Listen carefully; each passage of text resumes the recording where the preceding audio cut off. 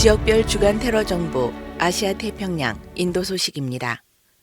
6월 3일 분쟁지 인도령 카슈미르에서 민간인 힌두교도를 겨냥한 표적 살인 테러가 빈발하여 이에 테러를 비난하는 시위가 이어졌고 일부 힌두교도들은 아예 집을 떠나는 상황이 되었습니다.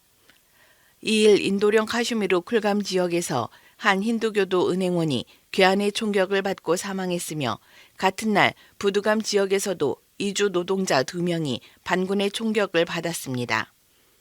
지난달 31일에는 힌두교도 교사가 쿨감 지역에서 반군으로 추정된 괴한이 쏜 총을 맞고 사망했습니다.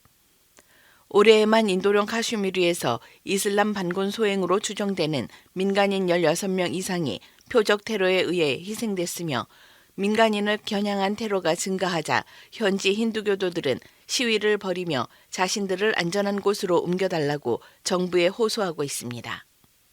중국 소식입니다. 6월 9일 중국이 캄보디아에 해군 기지를 설립을 비밀리에 추진하는 것으로 알려지면서 인도 태평양 지역을 둘러싼 미국과 중국 간 패권 싸움이 격화되고 있습니다. 중국이 외국에 세우는 해군 기지는 아프리카 지부티에 이어 두 번째이며 인태 지역에선 처음입니다. 이는 바이든 행정부가 안보 동맹체인 쿼드커스를 창립하는 한편 경제 동맹체인 인도 평양 경제 프레임워크를 출범하는 등 인태 지역을 중심으로 대중 견제를 노골화하자 중국이 남중국해에 해외 군기지를 구축 맞서려는 의도로 풀이되고 있습니다. 분쟁지인 남중국해의 서안에 중국 해군이 주둔하게 되면 영내 확실한 위협 요소가 될 수 있습니다. 또한 중국은 솔로몬 제도와 최근 맺은 안보 협력에 따라 남태평양에도 군기지를 건설을 의심받고 있습니다. 앞서 중국은 지난달 솔로몬 제도, 키리바시 사모아 등 남태평양 도서 10개국을 돌며 새 규합에 나섰으나 지정학적 긴장 고조를 우려하는 일부 비판의 안보 경쟁 동맹 구축은 실패했습니다. 필리핀 소식입니다. 6월 8일 필리핀에 입국한 30대 한인 배낭 여행객이 메트로 마닐라 부근에서 현지인에 의해 감금됐다 돈을 주고 하루 만에 풀려나는 등 한인들을 노린 강도 사건이 잇따라 주의가 요망되고 있습니다. 교민들이 많이 거주하고 있는 지역 중 하나인 앙헬레스에서는 최근 한 달 사이 노상에서 한인을 대상으로 한 총기 강도 범죄가 새벽 시간대에 4건이나 발생해 한인 사회가 긴장하고 있습니다. 앞서 지난달에는 40대 한국인이 승용차 안에서 총기를 든 무장 강도에게 현금 500만 페소 1억 2천만 원이 넘는 거액을 강탈당했습니다. 이런 가운데 최근 백신 접종을 완료한 입국자에 대해서는 격리를 면제하고 무비자 체류를 최장 1년까지 허용해 한국인들이 대거 들어올 걸로 예상됨에 따라 안전에 대한 우려가 커지고 있습니다. 필리핀 한인 사회 관계자는 필리핀은 총기 소유가 사실상 전면 허용되는 곳이어서 배낭 여행객이 다니기에는 상당히 위험한 국가라면서 특히 유튜버들이 현지 슬럼가나 오지 탐방을 위해 입국하는 사례가 늘고 있어 주의가 요망된다고 말했습니다. 중동 북아프리카 이집트 소식입니다. 6월 1일 이집트 당국은 시나이 북부 지역 일대 대테러 작전을 전개 무장 세력 은신처를 급습하여 테러리스트 10명을 사살하고 1명을 체포했으며 수류탄, TNT 등 다량의 무기 탄약을 압수했습니다.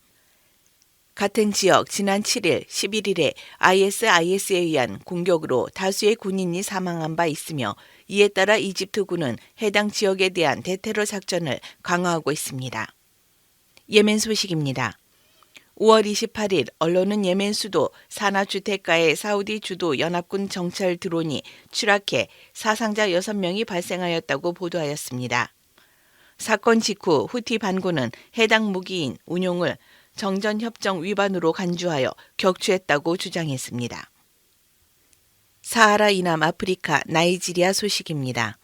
6월 6일 남서부 온도주에서 무장 괴한들이 성 프란체스코 성당에 난입해 총기와 폭발물 공격을 가해 최소 50명이 사망했습니다.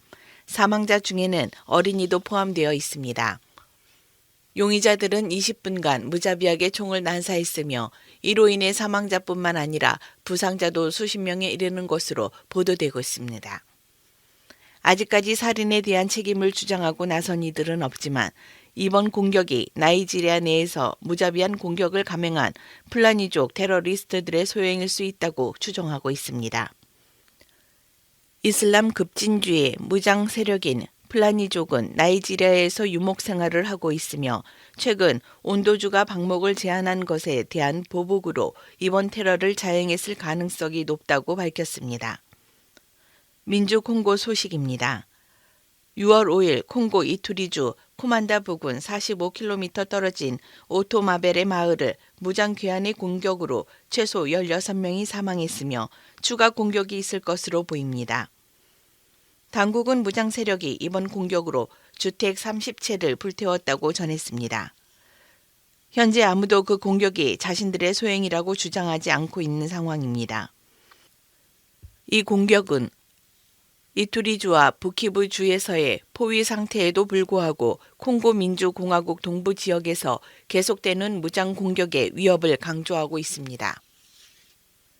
펠릭스 치세케디 대통령은 이투리와 부키부주의 포위망을 추가 통지가 있을 때까지 연장했습니다. 이슬람 국가연합 민주군을 포함한 여러 무장단체가 이 지역에서 활동하고 있으며 2021년 이후 수백 명의 사람들을 죽게 만들었습니다. 엘살바도르 소식입니다. 6월 3일 엘살바도르 정부가 갱단과의 전쟁을 명목으로 대규모 체포 작전을 이어가면서 수감자 수가 빠르게 늘고 있으며 무더기 체포와 수감 과정에서의 인권 침해 논란도 이어지고 있습니다. 지난 3월 27일 비상사태 선포 이후 5월 말까지 2달여 동안 총 36,377명을 체포했다고 밝혔습니다. 비상사태 선포 전까지 엘살바도르에선 총 39,538명이 수감되어 있었고 이들을 합친 총 수감자는 75,875명으로 엘살바도르 성인 인구 437만 명의 1.7%에 해당한다고 밝혔습니다. 국제 앰네스티는 엘살바도르 정부는 비상사태 아래 수천 건의 임의 구금과 절차 위반, 고문과 학대 등 대규모 인권 침해를 자행하고 있으며 지난 2달여간 수감 중 사망한 사람도 18명에 달한다며 열악한 교도소 상황을 고려할 때 사망자 수는 앞으로 더 늘어날 것이라고 우려했습니다. 앞서 엘살바도르 정부는 지난 3월 26일 하루 무려 62건의 살인 사건이 발생하자 갱단 조직원을 일망타진을 위해 곧바로 비상사태를 선포하고 영장이나 명확한 증거 없이 체포가 가능하게 했습니다. 미국 소식입니다. 초등학교에서 총격 사건 등으로 충격에 빠진 미국에서는 지난 주말에도 졸업 파티에서부터 쇼핑몰에 이르기까지 13건 총기 난사 사건이 발생하여 최소 12명이 사망하고 70명이 넘게 부상당했습니다. 텍사스와 사우스캐롤라이나주에서는 고교 졸업 파티에서 총격이 발생하여 다수의 10대가 사상했습니다. 필라델피아에서는 유흥가에서의 총기 난사로 최소 2명이 사망하고 11명이 부상당했습니다. 테네시주에서는 나이트클럽이나 그 인근에서 2명이 사망하고 14명이 부상을 입었습니다. 이는 미국에서 올해 6월 5일까지 발생한 총기 난사 최소 4명 부상, 사망 사건은 모두 246건입니다. 작년 같은 기간과 비슷하지만 2020년 161건, 2019년 154건보다 크게 늘었습니다. 미국에서 더 이상 안전이 보장되는 공간은 거의 없다며 총기 난사 사건이 사상 최악의 작년 총기에 필적하거나 능가하는 속도를 보이고 있다고 우려하고 있습니다. 유럽 러시아 소식입니다. 6월 7일 러시아가 점령 중인 우크라이나 남부 헤르손에서 시민 600명가량이 러시아 측에 구금돼 고문당하고 있다고 우크라이나 크림반도 상임 대표는 이같이 밝혔습니다. 그는 우리 측 정보에 따르면 헤르손주 지역에서 600명가량의 인질로 붙잡혀 있다며 이들은 특수 장비가 설치된 지하 감옥이나 다름없는 지하실에 갇혀 있다고 설명했습니다. 이어 헤르손시 지하실에 300명가량이 있으며 다른 헤르손주 지역에 나머지 300명이 있으며 대부분 언론인과 활동가인 이들은 비인간적 상태로 구금되어 있으며 고문당하고 있다고 말했습니다. 러시아군은 우크라이나 침공 초기부터 헤르손주를 장악했습니다. 방송국은 러시아 국영 TV로 대체됐으며 주민들이 사라지는 사례도 증가했습니다. 최근 BBC는 헤르손에서 탈출한 주민들의 말을 인용해 러시아군이 이들을 상대로 감금, 폭행, 고문 등을 자행했다고 보도한 바가 있습니다. 주간 세계 테러 동향이었습니다.